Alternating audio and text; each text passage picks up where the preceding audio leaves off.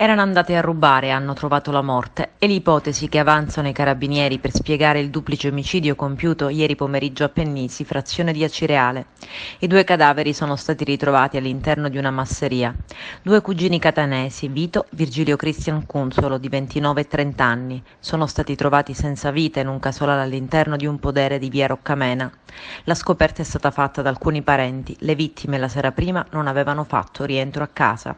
C'è il sospetto che i due siano stati sorpresi a rubare e che qualcuno li abbia feriti a morte con diversi colpi di pistola.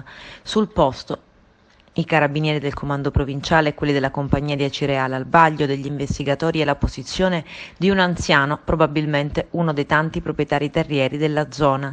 In base alle prime indiscrezioni potrebbe trattarsi di due ladri di agrumi, ma sono ancora molti gli aspetti da chiarire. La recinzione perimetrale ha almeno un varco, tuttavia le abitazioni circostanti hanno diverse telecamere ben visibili e posizionate sulla strada. Difficile pensare di poter agire senza lasciare tracce.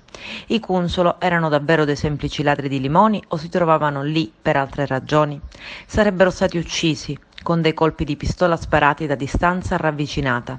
I loro corpi sono stati trovati all'aperto, coperti da alcune frasche.